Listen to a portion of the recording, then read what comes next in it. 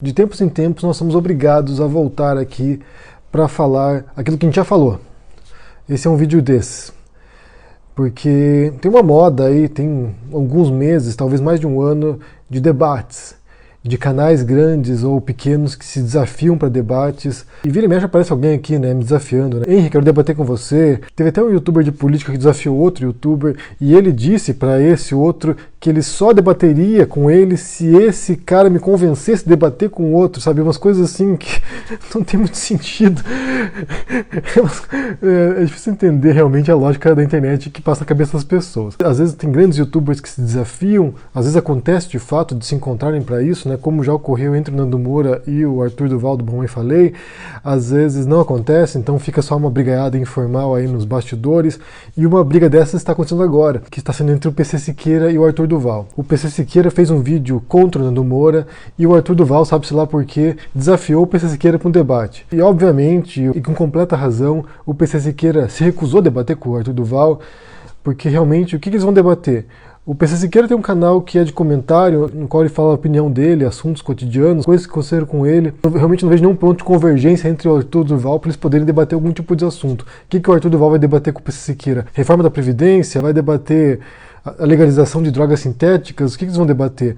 Quando ele se encontrou com o Nando Moura, por exemplo, teve umas pautas ali, teve uns debates ali que não tinha nem pé nem cabeça, tipo, fazendo perguntas que o outro claramente não saberia responder. Para que serve um debate dessa natureza? Inclusive teve gente que propôs que eu fosse debater com o Arthur Duval.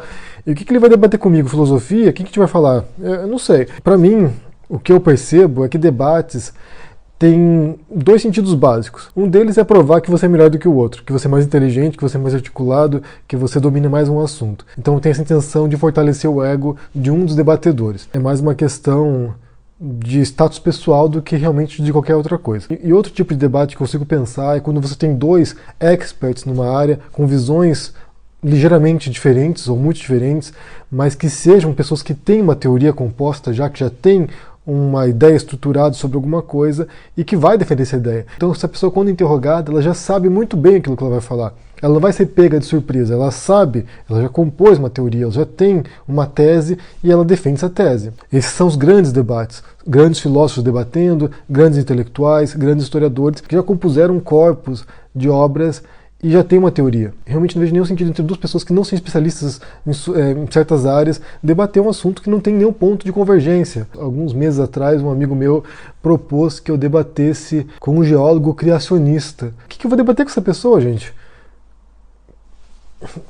Tipo, eu como cético, né, que eu sou cético, eu entendo e eu compreendo muito bem que o conhecimento ele é muito frágil, ele pode ser desmontado a qualquer momento. Se hoje a gente aceita certas teorias, é porque elas se provaram como mais eficazes para poder responder certas dúvidas em relação à realidade, para poder explicar certos fenômenos, mas se amanhã alguém chegar aqui e falar que essas teorias são falsas, vamos supor a evolução, teoria da evolução.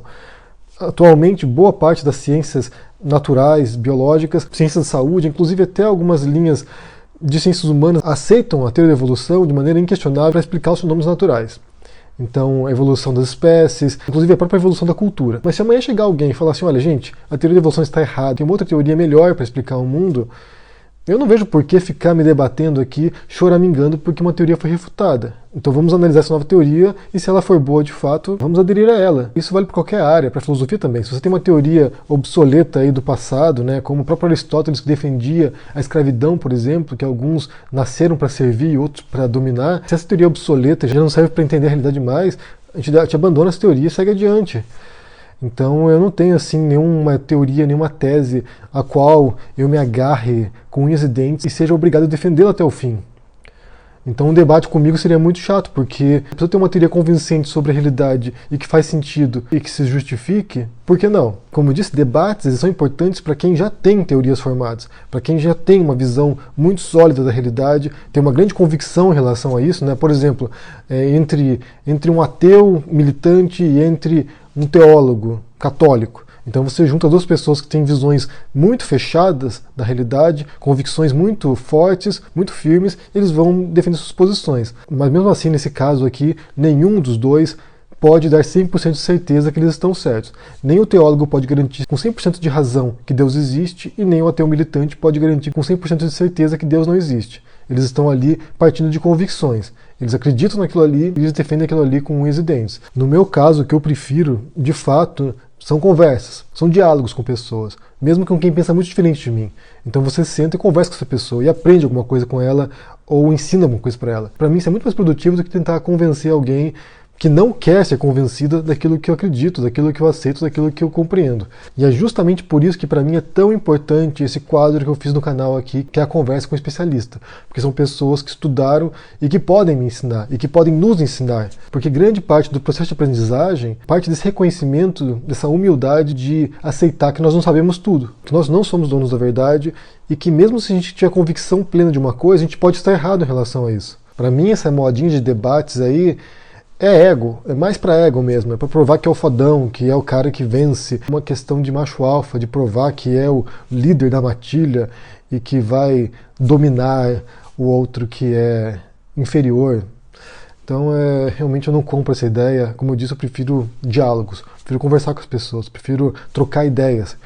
Não tentar provar que eu estou certo o tempo todo. Não que certos debates não possam ser divertidos, mas isso se deve mais à ineficiência das pessoas em debater e conseguir defender a posição delas, ou a maneira como elas vão se enredando em problemas que elas mesmas criaram no debate, do que de fato pelo debate, pelo formato do debate em si. Eu quero saber o que vocês pensam sobre essa questão, se vocês já assistiram algum debate interessante, se você tiver algum link para compartilhar conosco também, para a gente poder ver, se você gosta desse formato, se você acha que pode extrair alguma coisa de relevante sobre isso.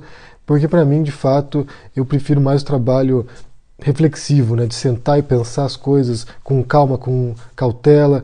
E também eu acho que na filosofia, boa parte dos debates importantes que já ocorreram na história foram por escrito. Então tem um autor que escreve um livro, o outro filósofo, se acha que aquela teoria é relevante o suficiente para ser refutada, escreve um livro para refutar.